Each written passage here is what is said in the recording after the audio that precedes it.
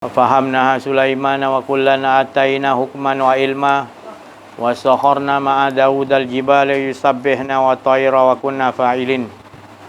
Allahumma rabbi shrah li sadri wa yassir li amri wa hlul 'uqdatam min lisani yafqahu qawli. Sallallahu alaihi sayyidina Muhammadin wa ala alihi wa sahbihi wa baraka wa sallam. Alhamdulillah, bersyukur kita kepada Allah Subhanahu wa taala, limpahan kurnia Allah,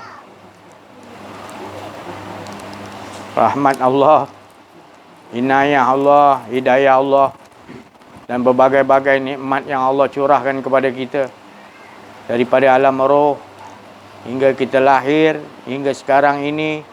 Nikmat Allah tidak pernah berhenti. Tahukah kita nikmat apa yang tidak pernah berhenti pada diri kita? Tak lain adalah nikmat hidup. Tetapi hidup ini kita rasakan seperti tidak ada erti bila kita tidak menghargai hidup. Kerana nanti bila kita hampir hilang pernapasan kita, masuk dalam hospital ICU, kita mengharapkan bantuan pernapasan yang harga dia 1 jam mencecah kepada 500 ke 1000 ringgit, baru kita hargai napas hidup kita yang 108.600 naik dan turun. Napas Ar-Rahman yang masuk dalam diri kita itu, yang tak pernah meninggalkan kita. Napas tu adalah menunjukkan anugerah yang besar daripada Allah. Tak pernah tak berhenti napas kita, naik turun berhenti, naik turun berhenti. 108.600. Kita terlupa untuk mensyukuri nikmat yang paling besar tu. Itu tandanya Allah tak meninggalkan kita tu. Napas Ar-Rahman, pemurahnya tadi, sampai kita lupa itu adalah nikmat yang besar. Tapi kalau kita faham ni, kita akan sentiasa berada di dalam mengikuti wal asr, demi masa. Masa tu adalah selagi hidup yang dibagi itu menunjukkan dialah yang hidup. Nikmat besar ni tadi kita tak kurang mendengar cerita nikmat besar ini. Lalu kita akan nampak nikmat-nikmat yang kecil tu tadi. Ini sikit, itu sikit, ini sikit. Tapi yang paling besar nikmat dia adalah hidup. Jadi apa pun yang terlepas, hidup kita tak Apakah erti hidup itu? Sebelum ini Allah Ta'ala kata sebelum kita hidup, kita bukan mati. Kalau mati tentu kita dah hidup dulu baru mati. Ini nak ceritakan, saya bukan nak ceritakan takut. Ini cerita nikmat besar. Ini cerita nikmat besar. Sebelum kita nak nak mati, kita cerita hidup ni apa ertinya dulu. Hidup adalah nikmat besar. Tapi bila kita tidak berdasiasat, kita tidak mengkaji, tidak mengupas, kita tidak duduk dalam membicarakan soal ini, hidup kita seolah-olah tak ada pengisian. Seperti mentuangkan air, tidak ada berbekas. Wadah, tak ada bekas. Kita tuang gitu hidup kita, macam tak ada bekas. Tapi kalau kita tahu hala tuju hidup kita, tujuan apa Allah hidupkan kita, ya Allah, kita akan memerhatikan hidup kita setiap saat dan detik. Itu dimaksudkan tadi Allah Ta'ala kata demi masa tu tadi. Wal as, demi masa. Tapi kita bila sebut wal as, kita kata demi masa. Kita tak tahu apa benda. Kita tak kupas. Apa tu Allah maksudkan demi masa? Makna masa tu mula-mula Allah jadikan, masa tu sendiri tak ada. Masa tu tidak ada. Jadi Allah jadikan wal as demi masa tu. Untuk apa masa tu? Siapa tahu mula-mula masa dijadikan? Tak ada seorang pun tahu. Allah je yang tahu mula-mula dijadikan masa. Masa tu apa makna masa? Maha Esa. Masa tu sendiri Maha sentiasa. Mula Allah jadikan masa, dia sampai sekarang, sampai bila-bila, dah masuk surga, dah masuk neraka, semua hitung dah selesai. Masa terus mengesakan Allah. Subhanallah. Tu jangan carikan Allah. Masa tu sendiri dah. Jadi dalam diri kita ni apa masa tu tadi? Setiap kita bangun tidur je, bangun dia masa. Terus kita ingat mengesakan Allah. Itulah ala hidup kita. Ala tujuan Allah jadikan kita hidup mengesakan siapa? Dia. Jangan ada rasa sebab kita tak pernah ada. Sekarang kita rasa macam kita ada. Kita dimasukkan hidup, kita rasa kita ada. Salah. Sebab kita pakai pakaian kita lillah ha'il. Tak ada kita, tak ada Tuhan yang ada sama. Tapi kenapa kita tak cakap kita tak buktikan dalam pendirian meyakini. Meyakini bahawa betul kita meyakini apa yang kita ucapkan 2 kalimah syahadatai. Tapi kita hanya mengucap, tak mengimani. Tak meyakini. Masih lagi kita ada ke diri kita. Gagal. Jadi kita mengambil ilmu yang lain-lain pula tu. Lagi gagal. Sebab bekas wadah tu adalah mengesakan Allah. Itulah tak ada kita. Siapa yang mengesakan dia? Dia mengesakan diri dia. Tadi si Ajis kata tak ada diri ni si Ajis. Ini bukan saya. Kita tak pernah ada. Jadi bila dia ada kan, bukan menunjukkan kita ni ada. Menceritakan dirinya yang esa. Kita tak pernah ada. Tapi bila kita dengar cerita ni, kita jarang dengar cerita yang asliah ni. Inilah yang Nabi Muhammad SAW dah dapat berita gembira. Bila kita tak rasa kita tak pernah hidup, jadi yang hidup sekarang ni siapa? Menceritakan diri dia. Malaikat menceritakan siapa tu? Allah. Siapa yang bagi hidupnya malaikat? Jadi Allah nak ceritakan malaikat, engkau pegang aras, tugas kau pegang aras. Tugas kau mengira baik dan buruk manusia. Itu posisi dia tetap Allah yang skrip dia Allah yang hidup dia siapa yang bagi? Jadi Allah nak menunjukkan cerita-cerita diri dia. Kita yang jadi tekanan hidup sekarang, kita tak faham apa ala hidup kita. Jadi jangan, maknanya saya tak bagi, bukan saya tak bagi mengambil ilmu-ilmu lain. Ambil tak apa, banyak nak ambil tinggi, banyak PhD. Yang ini harus digenggam. Kita lah, tak pakaian kita tidak Jadi apa aja ilmu yang ada mengesakan Allah. Tapi kalau bekas tu kita tak mengesakan Allah, kita masukkan ilmu lain, bekasnya mana? Tapi kalau bekas dia kita dah isi, asasnya wadah tu mengesakan Allah, masuk ilmu makrifat tinggi macam mana pun tetap mengesakan. Itu hala hidup kita. Tak adalah kita jadi kerisauan. Hidup mati kita mengesakan Allah. Dan kita pun tahu kita tak pernah hidup. Bila hidup ni menunjukkan dia yang hidup. Jadi kita tak risau. Siapa pun di samping kita yang kita sayang, tu juga bawakannya. Dia pun tidak hidup. Tapi kita bila dah rasa kita ni hidup, memiliki hidup, kita nak memiliki ni. Nak memiliki ini yang berbahaya daripada di hidup kita. Bila sesuatu tu pergi dulu ke rahmatullah ataupun kita pergi dulu, kita akan jadi memberontak. Mengapa aku tinggalkan ni? Mengapa dia tinggalkan aku? Betul? Sebab kita ada rasa kedirian itu menyebabkan. Tapi asalnya kita adalah keasyikan. Apa tu keasyikan? Meniadakan diri kita yang ada hanya Allah. Itu yang paling nikmat. Itu yang aku wa ma arsalnaka illa mubasyiran wa nadhir. Aku tidak lain utus Nabi Muhammad SAW membawa khabar. Apa khabar gembira? Kau tu tidak ada, yang ada cerita aku. Sekarang kita dah terlajak laris, terlajak lebih. Kita rasa kita memiliki. Itu bahaya. Sedangkan Allah dah bagi tahu 7 lapis langit, 7 lapis bumi, seisinya milik siapa? Kamu cuba nak rasa memiliki.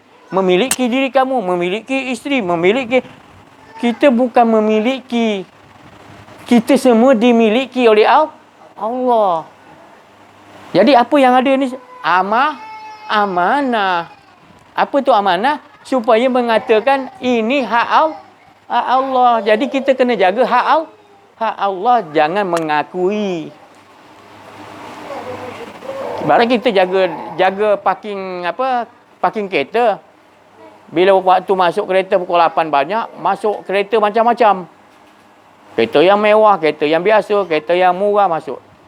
Berapa jam? 3 jam RM5, 5 jam RM10. Jadi kita bagi tiket tu semua.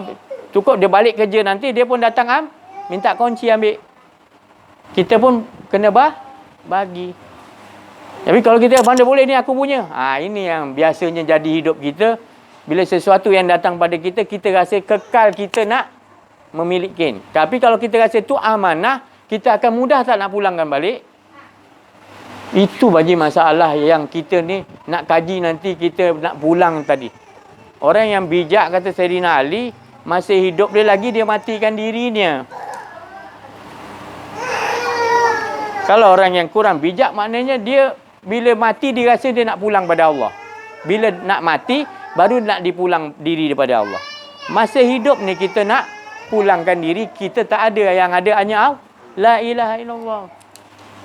Jadi macam mana kita nak memberesi dalam hidup kita ni? Sebab kita dah terlalu ikutkan diri hawa nafsu kita, kita tak sedar kita dah dibawa kepada akuarium hawa nafsu, bukan penyembahan kepada Allah yang betul dalam kehidupan kita. Kita ngangkat barang, kita rasa kita yang ngangkat. Kita pulas motor, kita rasa kita yang pulas. Sebab kita tak belajar. Maka itu kita tak ada rasa macam itu dah salah. Tapi bila kita duduk belajar mengenal diri, mengenal Allah, baru kita tahu tak ada akhlak kita. Kita merasakan kita yang pulas. Padahal tu kudrat siapa tu? Betul tak? Jadi itu yang kita nak rombak balik sebelum terlambat. Inilah kemanisan hidup kita. Bila dalam hidup kita, kita rasakan dialah yang mengurus diri kita. Bukan kita yang mengarahkan dia. Salah besar kita. Nanti bila dah mati, nanti baru menyesal kita nanti. Aku dah tahu, ya Allah. Aku dah mungkinun, yakin bahawasanya aku dah mati, aku dah lihat, aku nak berhidupan dengan kau, ya Allah. Mana boleh dah. Jadi beruntung kita bila kita dibagi faham sekarang ni bahawa kita harus berhidupan dengan siapa? Allah. Latih duduk dengan orang ahli Allah. Berdiri allazina yazkuruna Allah qiyaman wa qu'udan wa ala junubihim wa yatafakkaruna fi khalqis samawati rabbana ma khalaqta hadza batila subhanaka. Orang yang bijak, Allah yang maha bijak, kata manusia tu bijak, tu memang bijaklah orang tu. Tapi kalau profesor, guru tu kata anak murid dia bijak, tu belum berapa bijak lagi. Bijak juga tapi tak berapa tepat. Tapi Allah, kalau kata hamba tu bijak, macam mana? Itulah tadi allazina yazkuruna Allah qiyaman. Mereka ini apabila dia berdiri, duduk, baring, apa keadaan pun tatafakkaruna. Waalaikumsalam. 7 lapis langit tu. Seisi-isi yang termasuk diri dia, dia merenungkan hanya ada Allah. Dia merasakan segala dirinya tidak ada. Yang ada hanya Allah. Nikmatnya hidupnya dengan Allah. Tolong jangan fakina azab anar. Jangan adakan diri aku. Diri aku tu azab, ya Allah. Kalau aku rasa diri aku tu azab, tolong ya Allah, aku dah tahu. Itu Allah Ta'ala kata, ini bijak. Tapi masih lagi kita nak rasakan kita dah biadab dengan Allah. Kita tidak ada akhlak dengan Allah. Kita rasa kita yang angkat. Selamba je. Sampai dah kita dah dikurniakan laknat istidraj. Sampai Allah bagi apa yang kau nak supaya kau jauh. Kau rasa macam kau bahagia dengan Allah. Ya Allah. Malang nasib semalang-malang manusia. Allah bagi dia jauh. Allah tak bagi dia bangun tengah malam. Allah tak bagi dia dengar cerita-cerita tentang akhlak dengan Allah. Dia rasa dia bahagia. Dia rasa dia tenang. Dia rasa dia, ya Allah. Tak sedar dia rasa itulah semalang-malang manusia, Allah Ta'ala kata. Dia tak merasakan hidupnya itu hak Allah. Tapi seuntung-untung manusia muhtadun, benar, dia beruntung adalah orang yang sentiasa diri dia berdiri, duduk, baring, apa keadaan dia Senyum dengan Allah, merenung mana pun dia rasakan Allah je. Dia tak mau, ya Allah, Maha Subhanaka, Maha suci Kau, ya Allah. Faqina azabannar. Jauhkan aku daripada azab. Apa tu azab? Aku nak merasa ada diri tu azab, ya Allah. Kerana bila kita merasa keakuan diri, itu akan membukakan segala pintu-pintu maksiat. Sebab bila ada keinginan diri daripada Hawa Adam, jadilah Hawa tadi, maka Allah zahirkan Siti Hawa. Hawa tu yang buat.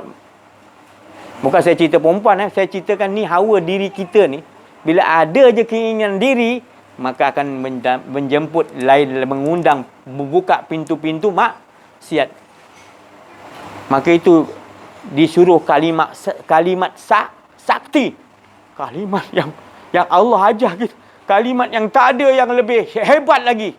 Melainkan kalimat la ilaha illallah. Supaya engkau faham apa tu la.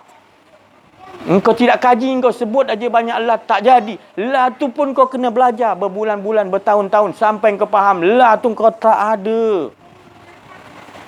Jangan sekali-kali rasa engkau tu ada. Ni ada. Ada tu nunjukkan dia yang ada.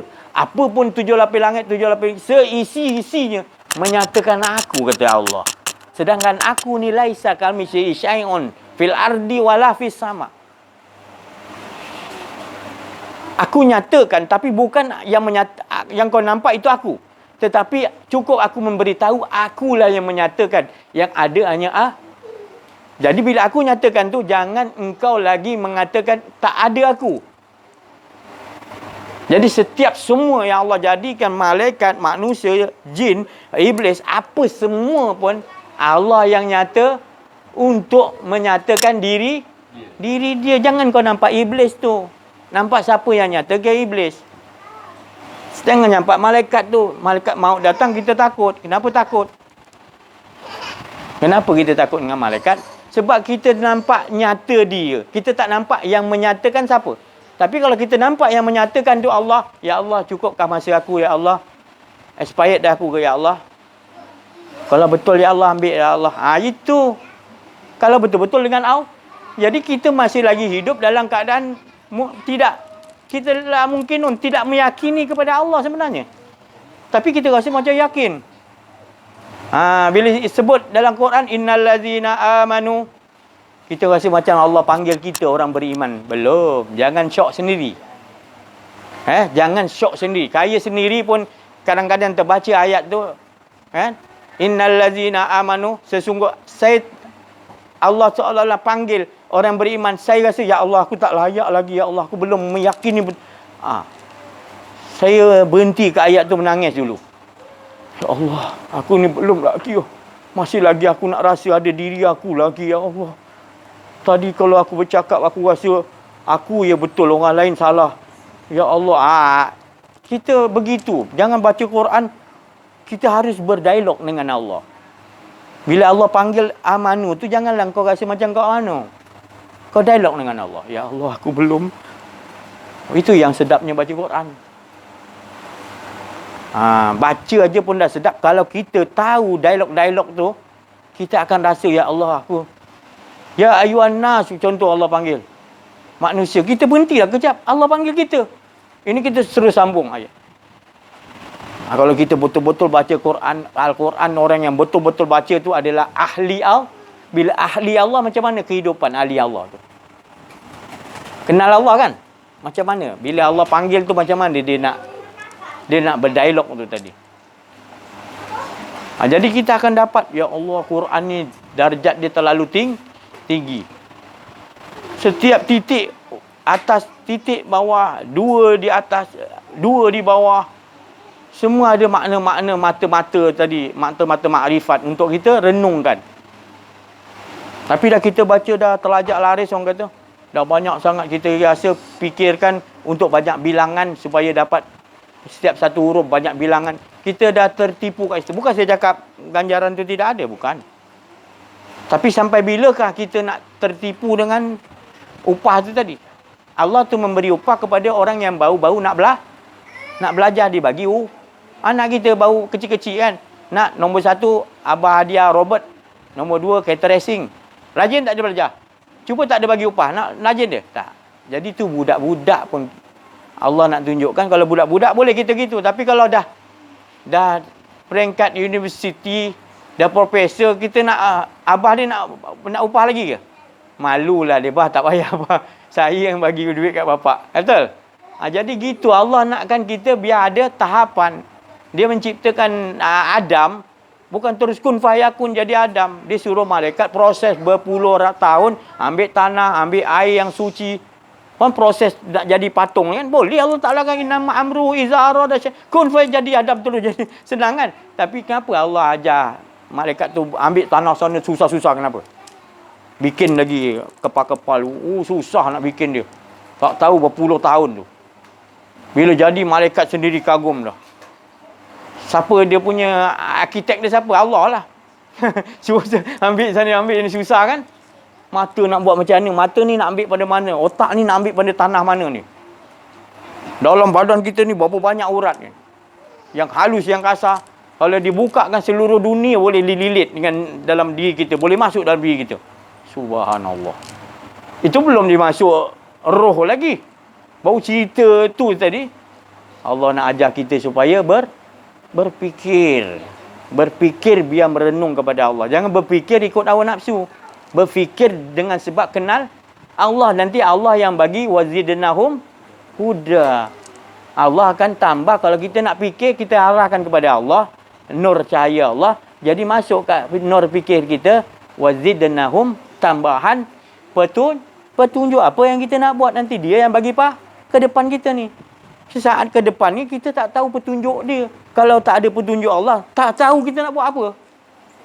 Tapi disebabkan kita tak sedar, hari-hari petunjuk Allah, Allah tambah wazidnahum huda, wazidnahum huda, hari-hari Allah tak. Kalau nak dicakap lah. Tapi kita, Allah sekali aja Allah cakap, tapi sebenarnya tiap-tiap waktu Allah bagi kita petunjuk. Apa tu petunjuk? Tambahan untuk kita nak buat apa ke depan ni. Tak lain untuk mengesakan. Ya. Tapi kita larikan tajuk. Tajuk dia sebenarnya adalah mengesakan Allah. Jangan lari tajuk. Kemarin saya dah cakap asas kalau kita nak berjihad, nak lawan pedang. Sayyidina Ali kata asas main pedang adalah pegang, genggam, jangan lepas. Biar ditebas tangan kita tetap Itu asas untuk main pedang. Untuk menang Islam. Menang Islam. Sebab memang Rasulullah ajar apa pun nak digenggam, genggam jangan lepas.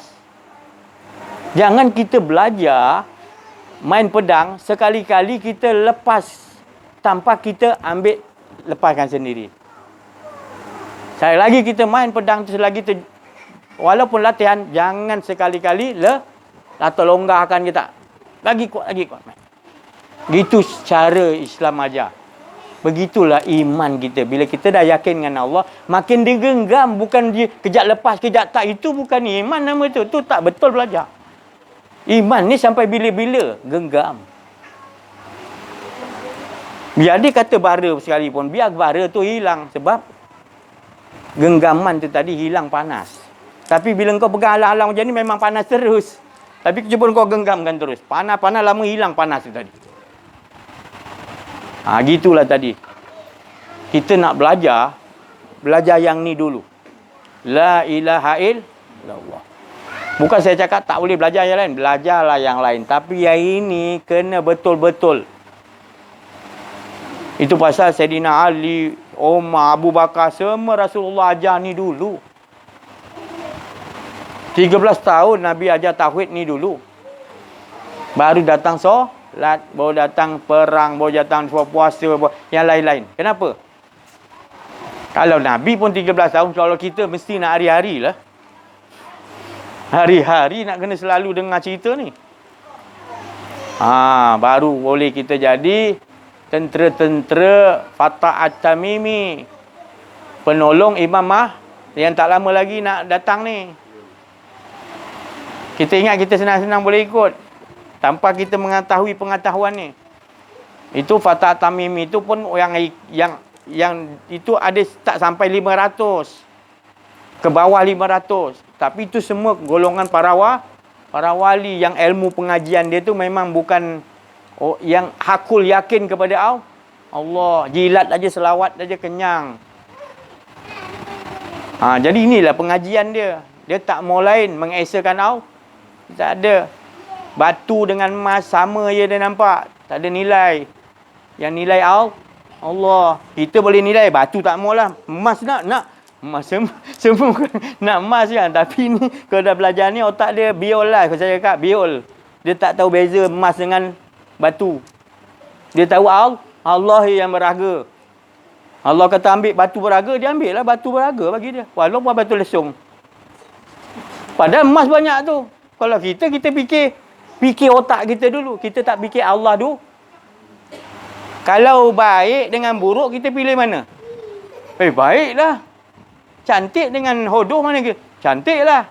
Tapi kalau orang belajar kenal diri, kenal Allah ni, minta maaf saya cakap, bukan biol tapi saya istilahkan gitu. Dia tak tahu pilih. Cantik ke buruk, hina ke, dia bagi dia Allah dulu. Bukan saya cakap dia Allah dulu, Allah suruh ambil buruk, dia buruk lah. Macam Nabi Hidir dia suruh pancung kan. Tapi kalau kita pakai akal, mana ya Allah, bunuh budak ni kan. Memang kau tak boleh dapat ilmu Allah Ta'ala.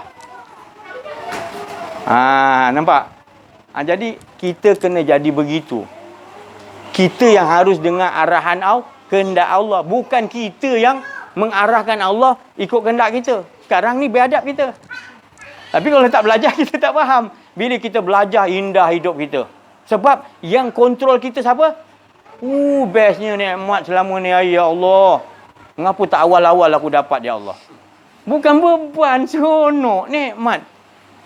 Orang dapat emas banyak, kita doakan lagi biar dia ambil banyak, ya Allah. Aku nak engkau je. Tak ada kita iri hati dia banyak ke, dia kaya ke. Emas dia sampai gelang panjang ni. Kita kata doakan lagi biar banyak dia. Aku cukup dengan engkau, ya Allah. Kita jadi gitu, bukan jadi iri hati pada dia. Seronok hidup bahagia kita. Yalah dia emas, aku dapat tembaga, janji kau ada, ya Allah. Jangan kau tak ada dengan aku sudah, ya Allah. Aku nak bahagia dengan kau. Di dunia lagi dia ajar dia hidup dia bahagia dengan Allah. Ya Allah. Apa lagi yang kita nak? Itu kita mainkan. Kita akan diuji. Saya pun akan diuji. Bukan saya cakap ni saya lepas. Tapi jangan takut uji. Uji tu datang nak naikkan lagi. Apa yang Allah bagi zidna huda, petunjuk tadi untuk kita pegang, tanda dia nak naikkan lagi, dia sayang tak Allah? Ujian tu tanda cinta. Jangan kita kena tukar. Kita ujian kita rasa berat ni. Cuba kita ujian Lailatul Qadar. Nanti kawan pula datang, si Haji ni dah gila, dia ke ujian Lailatul Qadar dia kata. Biarlah dia tak faham. Tapi kalau orang dah faham, dia kena ujian. Alhamdulillah ya Allah.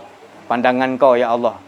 Maknanya Allah uji kita, Allah tinggal pandang kita dengan kasih sayang. Saya pernah kena ujian. Ujian tu saya nampak datang berkeping macam handphone. Minta maaf saya bukan nak cerita saya bangga tak. Saya cerita ni kisah saya. Saya bukan nak cerita saya hebat, tak ada. Saya nampak daripada langit kuning datang, Rasulullah tangkap. Saya nampak tu adalah ujian.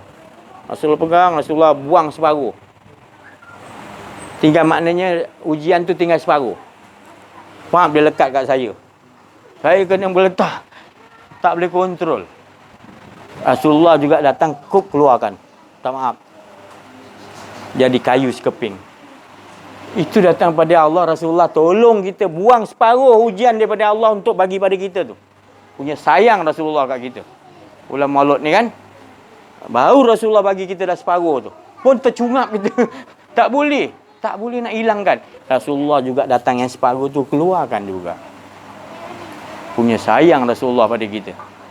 Tengok sekepingnya kita. Rasulullah juga. Dia tunjuk belakang.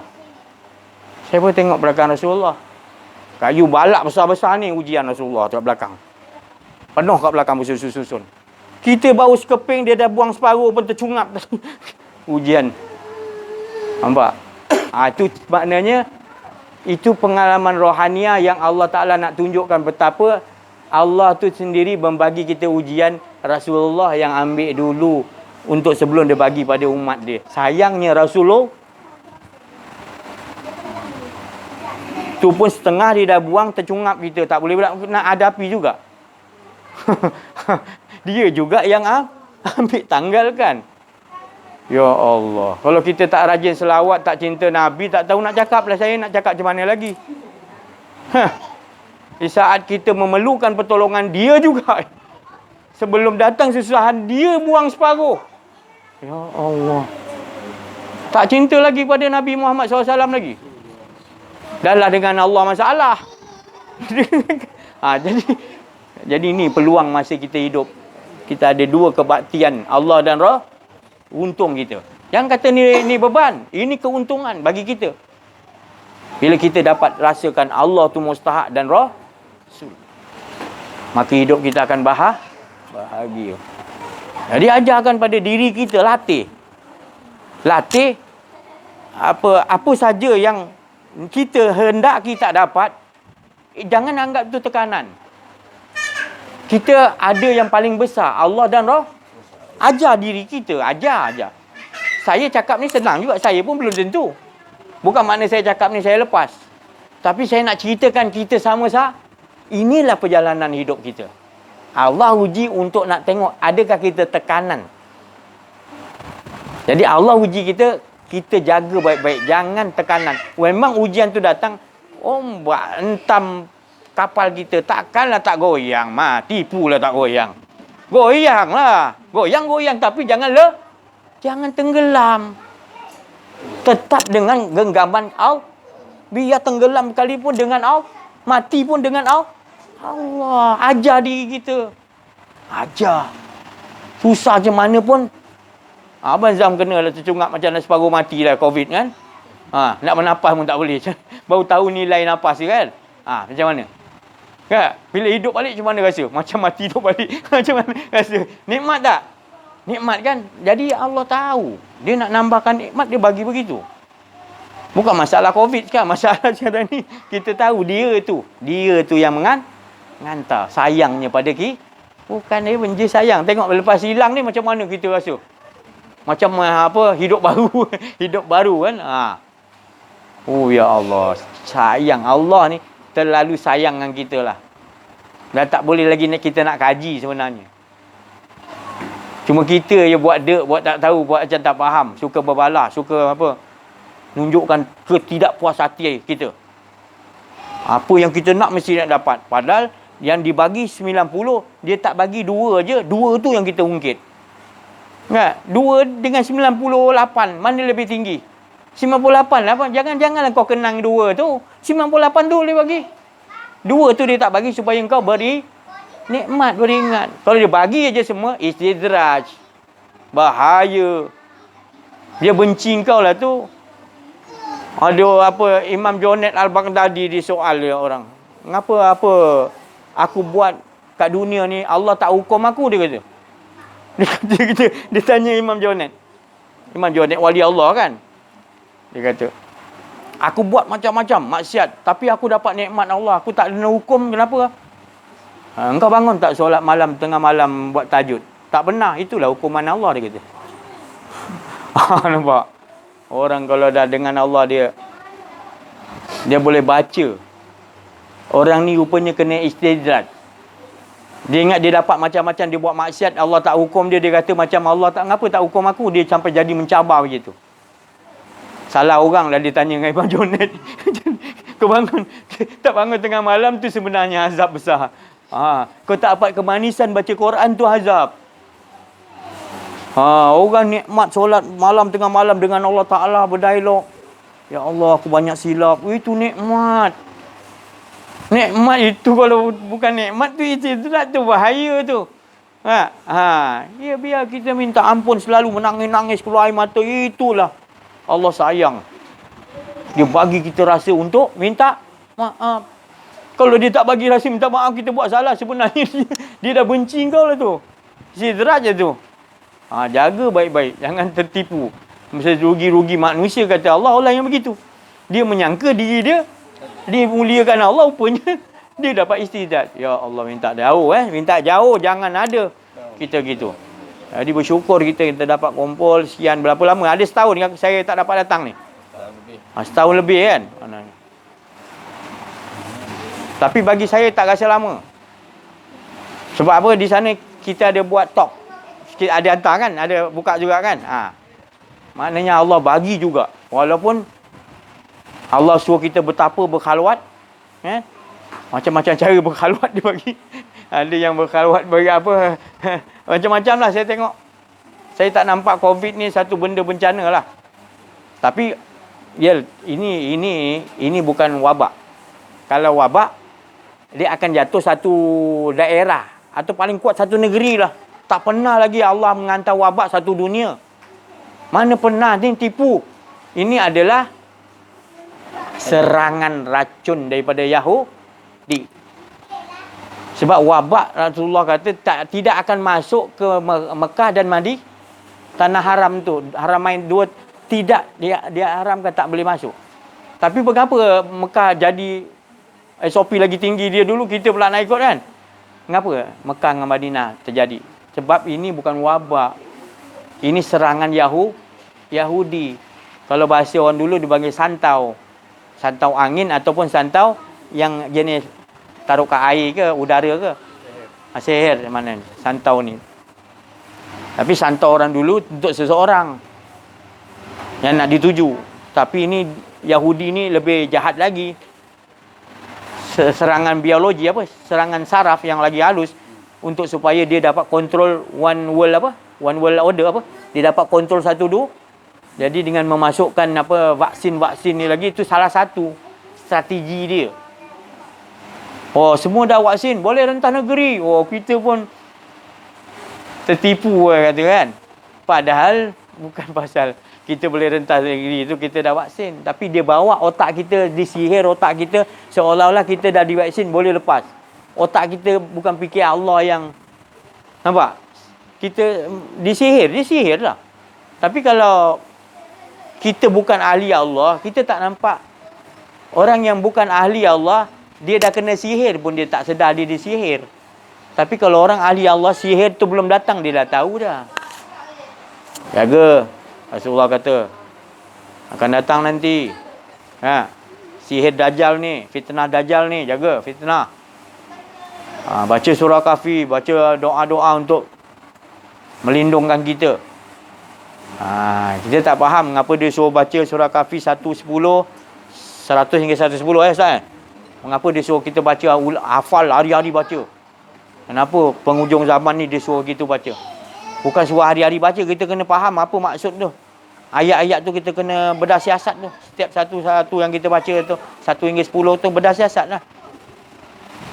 Kalau sekadar baca pun kita tak nampak apa rahsia di sebalik ayat 1 sampai ayat 10 yang dia suruh kita baca tu. Bukan sekadar baca.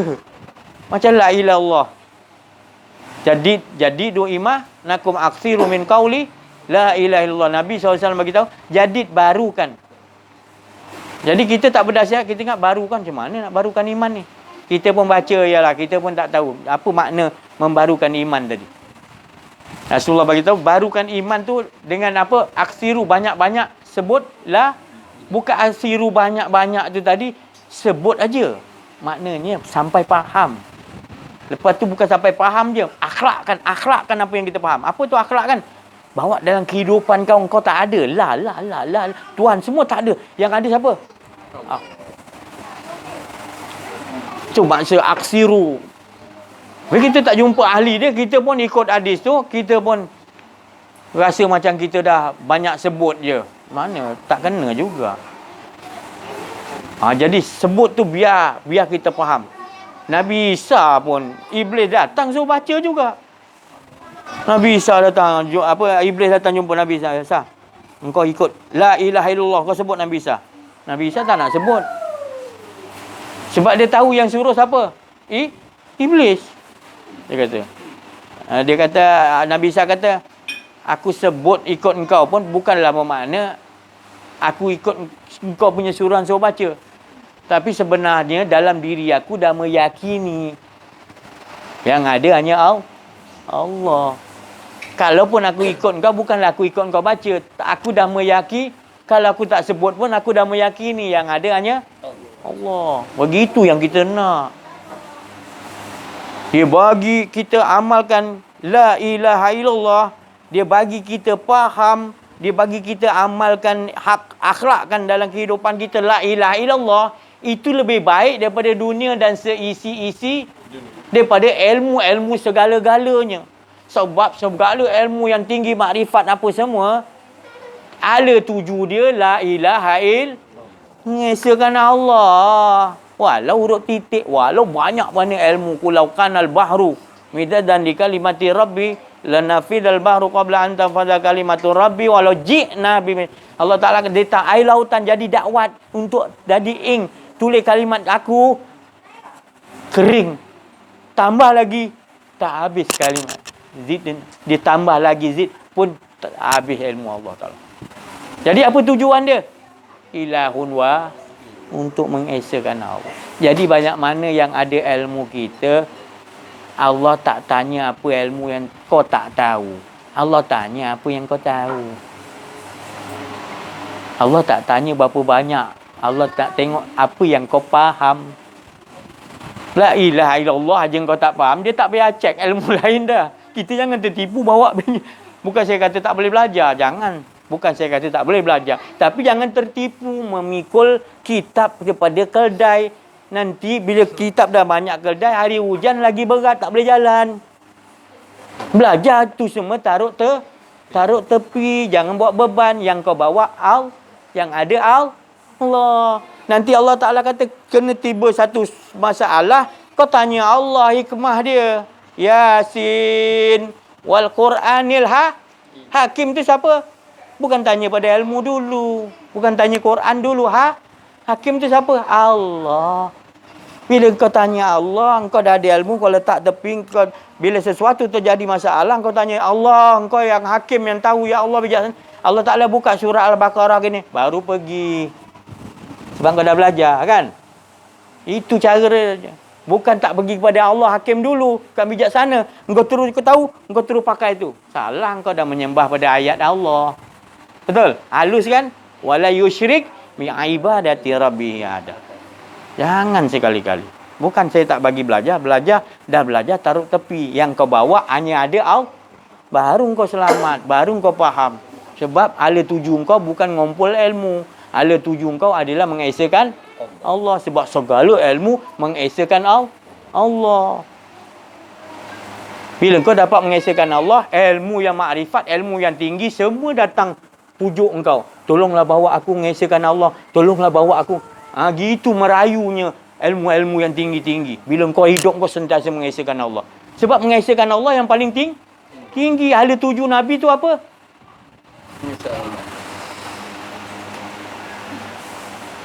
Ilayya annama ilahukum ilahun wa. Aku sama manusia macam kalian, kata Nabi. Siapa yang suruh? Allah suruh Nabi cakap macam tu. Katakan kul innama, katakan Muhammad, engkau ni sama, basyarun, sama kita semua. Namun yuha ilayya annama ilahukum ilahun wahid. Namun kepadaku dibagi wahyu oleh Allah yang suci untuk kita sama-sama ilahun menombor satukan Allah. Jangan bawa beban, tak ada beban kita sebenarnya. Allah dah buangkan dalam nasyarah laka sadrak wa wadanan ka wizrak alladhi. Allah buangkan, kita bawa lagi beban jumpa Allah. Kau bila bawa beban jumpa Allah, malaikat tahan, tak boleh.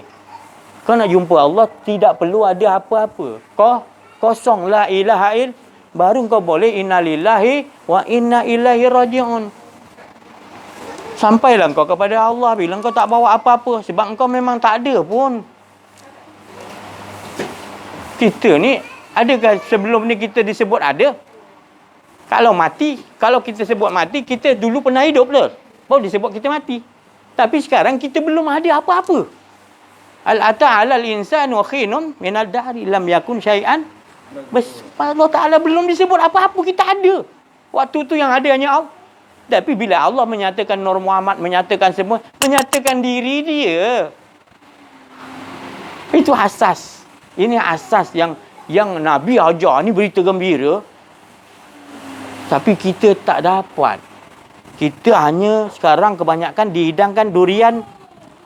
Durian Makanlah kupas. Engkau tak makan? Tak, aku dapat macam ni durian macam tu lah. Rasulullah, durian tak ada zaman Rasulullah. Ni saya bagi faham je. Rasulullah ibaratnya durian dia tupaskan pada sahabat dia keliling dia waktu Rasulullah angkat suap kan. Rasulullah sendiri rasa, semua dah dapat rasa durian. Okey. Sekarang ni rasa durian. Cuba kau ingat rasa durian. Ingat tak?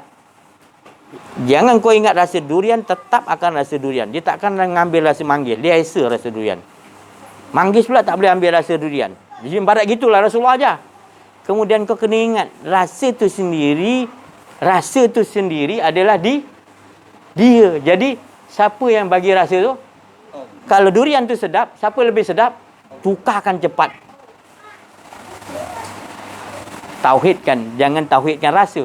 Tauhidkan siapa yang bagi rasa.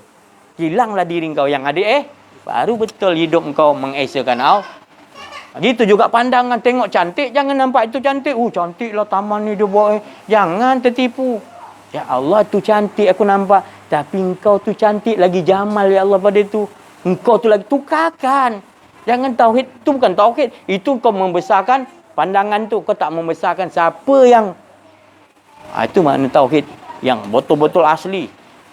Sampai kita tak nampak apa pun dia tunjuk macam cantik, kita nampak Allah tu lebih cantik. Itu maknanya. Tapi kalau kita nampak dia tu cantik, ini cantik, maknanya kita tak dapat mengesakan Allah akhlak. Kita hanya bercakap tu cantik, tapi yang cantik sebenarnya siapa?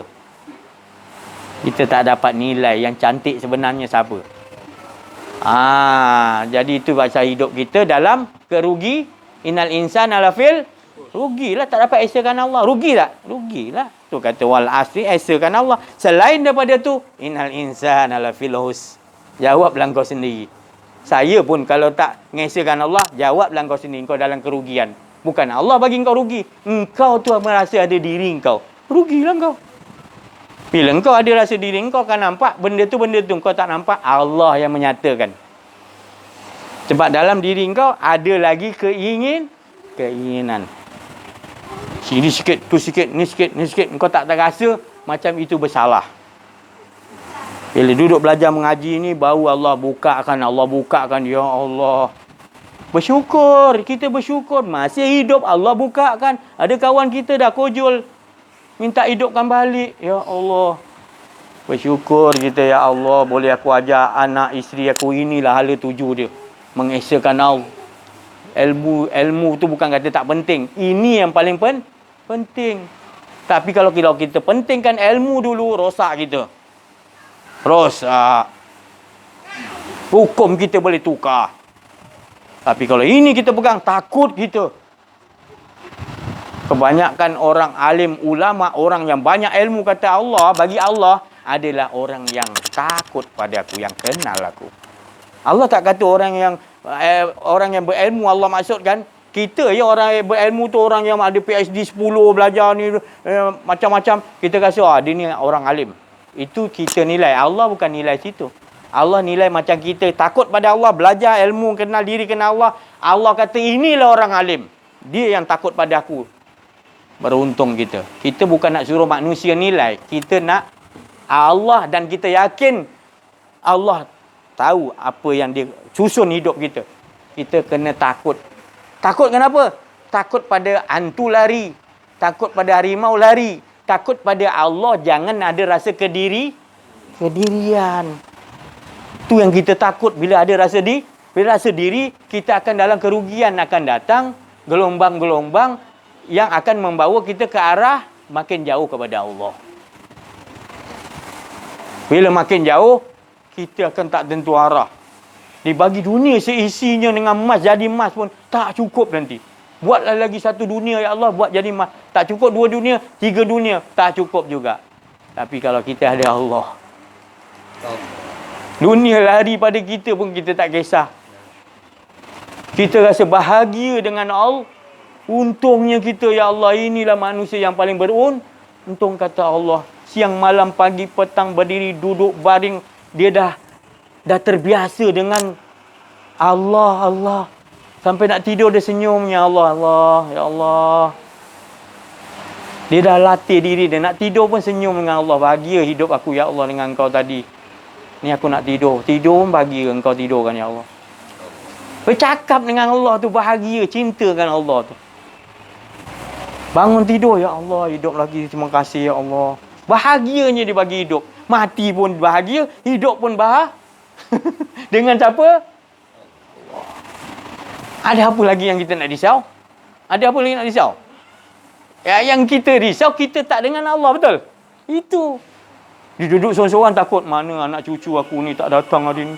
Kau ni mana lah, datanglah tidur dengan teman atuk. Ha. Kenapa? Tak ada Allah dalam diri. Lagi nak mati, dah jadi datuk, dah ada cucu, ada cicit, makin takut duduk seorang-seorang. Orang makin bahagia duduk seorang-seorang sebab kita kenal diri, kenal Allah. Kita lagi nak bersunyi-sunyi dengan Allah. Bahagia kan? Ini tak, makin dia kejut lagi. Panggil mana, apa, cucu aku mana datanglah, suruh tidur sini, gile-gile teman atuk. Ha, nampak?